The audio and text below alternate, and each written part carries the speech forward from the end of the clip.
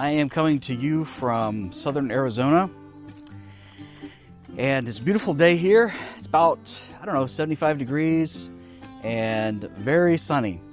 You can see the mountains in the background. Isn't that spectacular?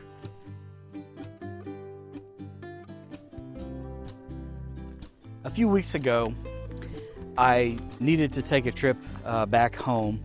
I had been away for, about 2 months, and I had a few things to do, a couple of doctor's appointments, my sister's birthday, that kind of thing. So I did not want to drive home because driving home would have taken me a solid week. I only drive 4 hours a day, and then that's a week there and then a week back. That's 2 weeks of driving and probably between $600 and $800 in gas each way.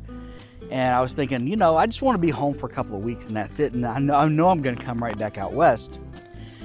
So I came up with the idea that I would just put my truck and trailer in storage, fly back home, rent a car, and then come back, which is what I ultimately wound up doing. So I set about the task of trying to find a place to put my trailer. So I looked online and I read a bunch of the reviews of the different places, and I was trying to, there are several different factors you have to weigh. One is how close by is the storage place. Number two, are they reputable? Is your trailer going to get broken into? And then number three, of course, is cost. And so I found a place that I thought was relatively reasonable, and I read the reviews. And the reviews, how should I say this? The reviews were not as, glowing as I might have thought. It was kind of a lower budget place.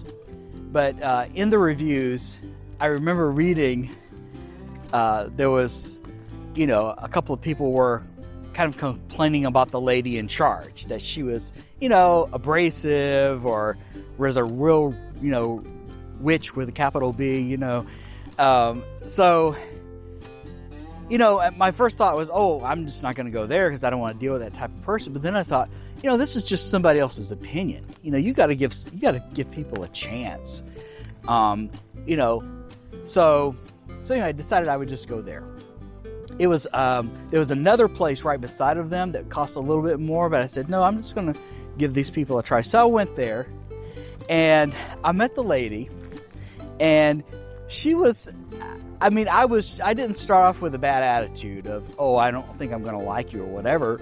But, I was just very friendly and open with her. And she actually was really friendly back to me. And I can see where some people may have gotten off the impression that she was abrasive because, she was kind of a no-nonsense gal. She smoked cigarettes right inside the office. She's one of these, didn't take much bull from you. And I like people like that. I really do. So, I was chatting with her, and, I said, well, do you have one space that is, my trailer and truck together is 50 feet. She said, I don't have anything 50 feet. She says, I have two 40 feet ones, one right beside the other. So we walked out there and took a look at that, and they were $60 a month for each space. So that meant, even though I was going to be gone for 2.5 weeks, I would spend $120. Man, that was a lot of money for that, And so, I got to talking to her. I told her I was only going to be gone a couple of weeks. And so anyways, it turned out, I got up there and got ready to pay. And she said, you know what? She says, since you're just going to be gone a couple of weeks, I'm not going to charge you a security deposit. I said, okay, well, thank you. And then she said, so then she kept doing her paperwork, and a few minutes later, she said, and then I saw she had this picture of her dog. I was sitting at her desk, and the picture was just looking right at me.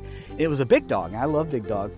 And I said, is that your dog? And she said, yeah, she passed away about a month ago. I said, oh my God.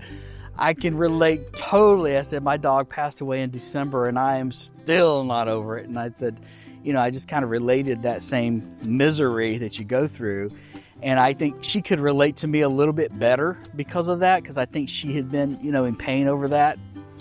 So, she kept on doing her paperwork, and then a few minutes later she says, I'm not going to charge you for 2 spaces. I'm just going to charge you for 1. I said, oh, great, And then a few more minutes later, she says, you're just going to be gone for 2.5 weeks, so I'm not going to charge you for the full month. I'm just going to charge you, I'm just going to prorate it. So we started at $120, and she wound up charging me $50.32. So she said, now, I only take cash and checks. I don't take credit or debit cards. I said, actually, I didn't know. She says, oh, don't worry. You can just mail me a check.